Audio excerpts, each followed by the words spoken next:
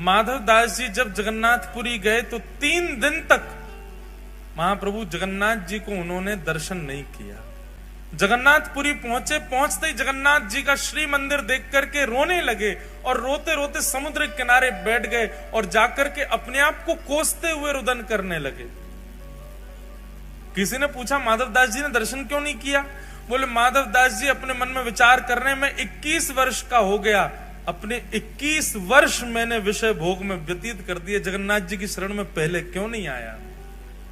इस उदासी से बैठे जगन्नाथ वहां समुद्र के तट पर जाके और अपने आप को दंड दे रहे हैं। ना कुछ पा रहे हैं, ना कुछ पी रहे हैं, ना कुछ पा रहे हैं, बस एक निष्ठ होकर रुदन करते जा रहे हैं और बार बार स्वयं को कोस रहे हैं। मैंने 21 वर्ष निकाल दिए।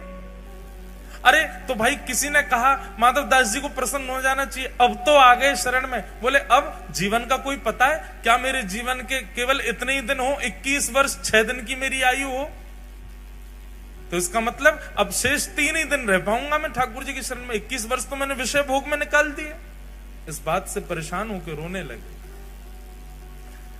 अच्छा, माधव दास जी ने कोई 3 दिन का नियम नहीं लिया था। माधव दास जी तो मृत्यु पर्यंत अनशन पर बैठ गए समुद्र के तट पर जाके कि मैंने अपना जीवन व्यर्थ कर दिया, ठाकुर जी की शरण में पहले नहीं आया।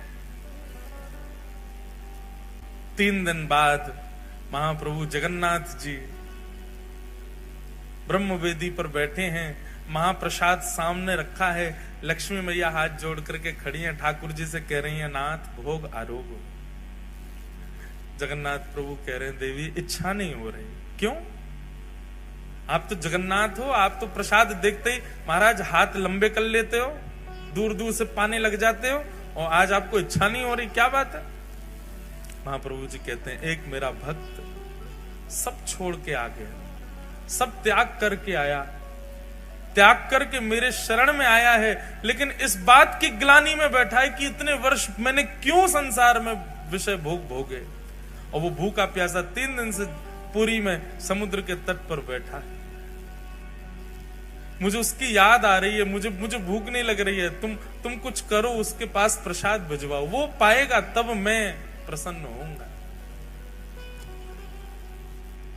लक्ष्मी जी ने स्वर्ण के थाल में महाप्रसाद को सन्मुख का थाल जिसमें महाप्रभु जगन्नाथ भोग लगाते हैं, वही थाल जगन्नाथ जी के अधुरामृत से युक्त थाल एक बालक का रूप धारण करके माधव दास जी के पास ले जाया गया और माधव दास जी के पास रख करके कहा, बोले कि आप ही माधव दास